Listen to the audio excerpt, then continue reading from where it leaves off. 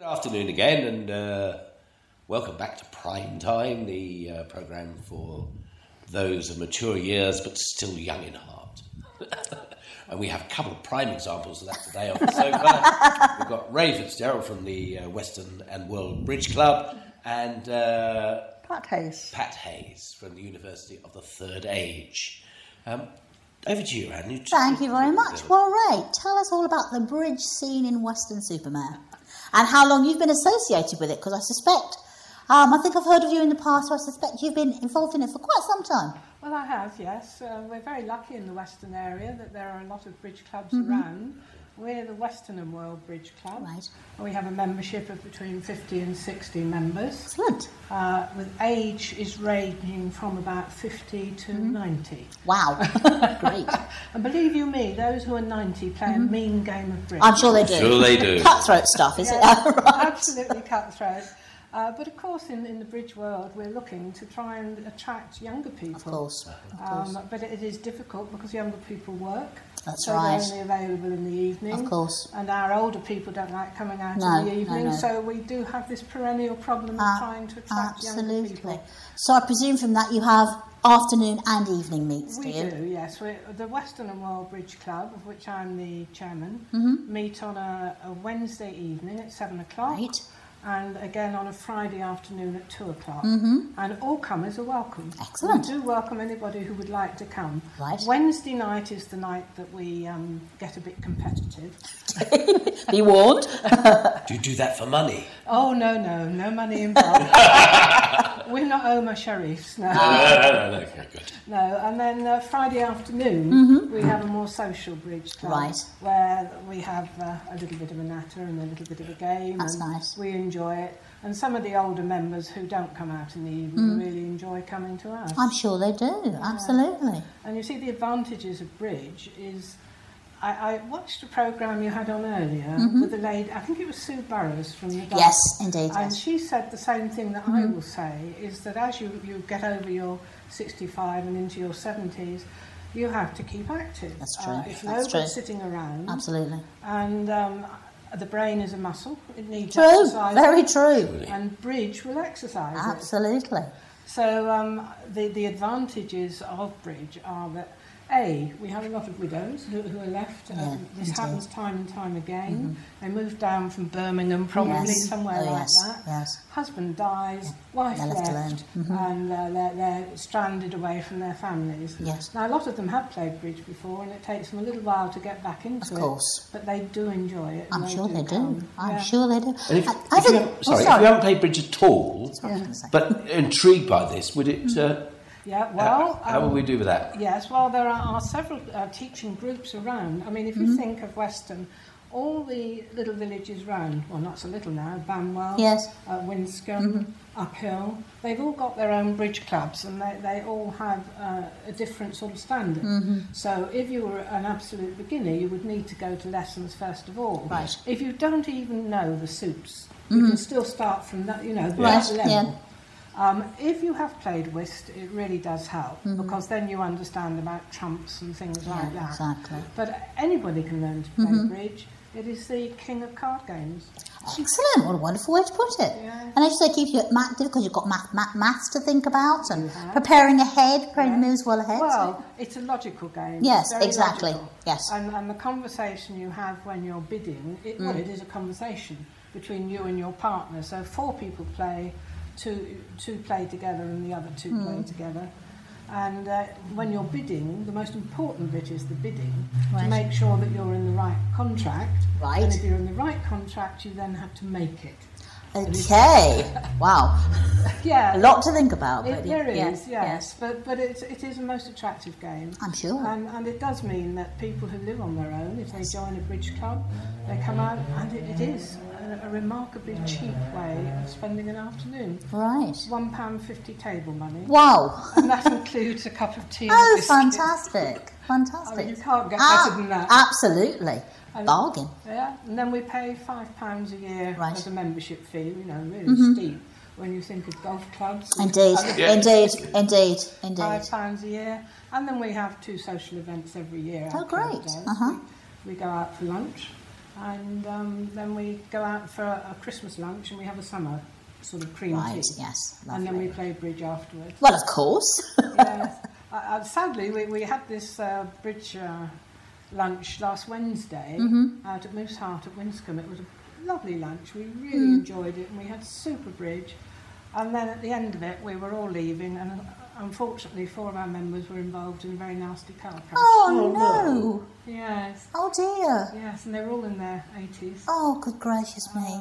Yeah. Oh, that's awful. It was very... Fortunately, they ended up more or less walking wounded. Right. But the car that hit them, I think the chap was more severely hurt. Oh, dear. So, but you see, what happens in a bridge club is everybody knows everybody else. Of course. They've had phone calls, they've had support. Excellent, that's good to know. Good. Yeah. That helps people to get better, doesn't Yes. it? Really knowing someone cares about them. Yes, that's right. Fantastic. Yeah. Someone told me, Pat, that the University of Third Age also studied bridge as well. We did have a bridge group, but I think what happened there is that, as with other things, we've got a wide range of activities, and people who were playing bridge decided they would like to go to a specialist group, of course, like yours, and go that way, and that's the way we work in Weston with the U3A, because we've got such a wide range of activities. We've got about 60 or 70 different activities, which are all done on a voluntary basis in Weston. It's interesting listening to the amount that you're charging. We also, if it's in a hall, they also pay £1.50 per event. So it seems to be a fairly general, and that includes a cup of tea as well.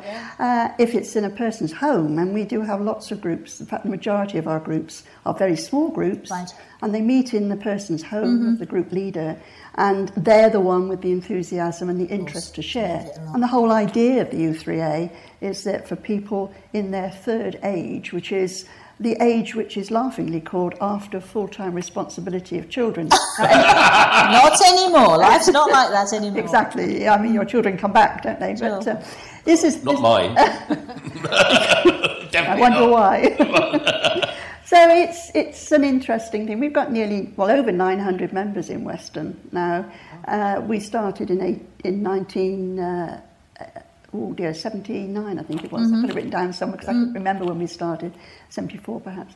And it's something which has gradually grown from an international thing which started in France called the University for Third Age, and there are now about 800 groups across the country in this country. I know, my mother, who lived in Buckinghamshire, was a passionate adherent, actually. She studied art history and a number of other related subjects with the University of Third Age. And she found it very useful because she had, at one point, she had a stroke towards the end of her life, which left her very much confined to the house, but people would come round to her, which was terrific, and share knowledge and have a discussion and so on. I think it's a support group, isn't it? It is as much as anything. Like that. You get the support of other people who are in a similar situation. It's actually keeping, as you've mentioned before, keeping the brain active and also the body, because we offer keep fit and yoga and other activities. It's keeping the brain and body active and meeting other people and generally sharing enthusiasms. It's, over the country, it's tremendously well received now, and I hope that we seem to be doing quite a good job in Weston. Do you have a specific time when people can come along to enrol? Yes, we do. We have a coffee morning every Tuesday morning at the Friends Meeting House in Weston, which is really held as an information-giving activity, so that we've got people there who can tell people what's happening in the U3A, give out information, have a cup of coffee as well, of course, and have a chat. And there are people that come every Tuesday morning for the coffee. And that again is a social event. Of course. And we also have we call it a monthly lecture, which is at St Paul's Church Hall on the second Friday of each month, which has a subject which can be anything suited to any activity which anybody's interested in. It can be the world of Walt Disney. It can be magic. Wonderful. It can be mathematics. It can be the history of art. Anything across there. In fact, I gave a talk there about the workhouse, which is you wouldn't think would be the most inspiring interest, but it's an interest. It can be anything. And all your members actually come and do the lectures for you. They can come. Well, they can be members, or we do actually have people from outside. Right, okay. All our group leaders are volunteers from within the U3A, so we don't. Can I just say? I mean, people should not be put off by the word university. No, that's true. I think it's important to say because. I mean, first of all, no qualifications for joining. Yeah, none at all. And no exams. No. None of those things at all. None of that. You're learning for the sake of learning, something you're interested in, for the joy of doing it, without any qualifications at the end of it. And you never know what you're going to learn. Yeah, and my mother used to say, "You're never too old to learn if you're not too big to be taught," which is that's true. That's very true. Yeah. Which is quite interesting. More like the universe of the third age. Exactly. Yes. Wonderful way to put it. Absolutely. Absolutely. It is a charity, and we're affiliated to the National Third Aid Trust, which gives us support and covers us with insurance and other activities. And of course, we do actually also do trips and groups and social activities, which are open to all the members as well as those which are specific, group specific. Yes, you mentioned insurance. You see, you're lucky having a governing body like that provides the insurance. We're a little bridge club, really, by bridge club standards. Yeah. We're not affiliated to the English Bridge Union because there are a lot of rules and regulations that go with being affiliated. Sure. Yeah. So we have to actually pay our own insurance. Yes. Because obviously you can't ask people to serve on the committee and they're going to... No, quite, of course. Their finger jammed in the table, you know. No, that's right, of course. Yes, of course. So that's another big expense for us. It is, I'm sure it must be. Does that come out of your £5 overhead? That's extremely... Yeah. We actually have a £12 annual subscription and the group... money as well. Yeah, but would you pay that into the centre to the sort of central office? It's not all paid in. There is a amount paid in dependent on our membership per head. I see. Goes into the rest of it is kept for our own overhead expenses, and to supplement the hiring of halls and other events for events which are run because the hire of everything's going up. Of course it is. Do you find in Weston it's difficult to hire a hall? Well, all our meetings are daytime. We don't have any evening ones, so we are actually limited to daytime. And of course, we are then in competition with groups such as preschool groups and other groups which have calls on halls in the daytime. We are lucky in that the halls we use. Yeah, I mean, if you think about the villages like Banwell and Winscombe and Uphill, they've all got lovely village halls. Yes, really nice village halls, and Hutton as well. Beautiful. Now in Weston, you've got halls that are attached to churches, which, as you say, are usually all booked up, particularly during the daytime, and they're expensive. True. You look at hotels to try and play there. They're very pleased to have you in the winter, don't want to know in the summer. Of course. And of course, a lot of places don't have parking. Well, if you've got an elderly population, you need parking because they can't walk. No, that's true. So far. Very true. So I do think in Weston there is this lack for like a village hall. I think you're absolutely right. Interesting point. Absolutely right. We've recently been looking at the problem of booking, and we have actually got now a cafe in town which allows us to book their upstairs room, providing they buy the coffee from them. So that makes sense. Yeah, it brings custom into them, and that's helpful to us. Absolutely, absolutely. Yeah, so we are using that as well. I mean, we could get a good bridge club in here. We could, yes. I think we're being taken over by that. Excellent. Well, I think we're probably going to have to call it a day there. Absolutely, ladies. After that starting Fantastic. offer. And well, thank you very much for tuning in to Prime Time. And please come again next week. Again, sir. The details of how to contact these ladies will all be posted at the end of the programme for your information. And I hope you join them. Yeah? Thank you. Lovely. We'd love to see Goodbye. See you next week.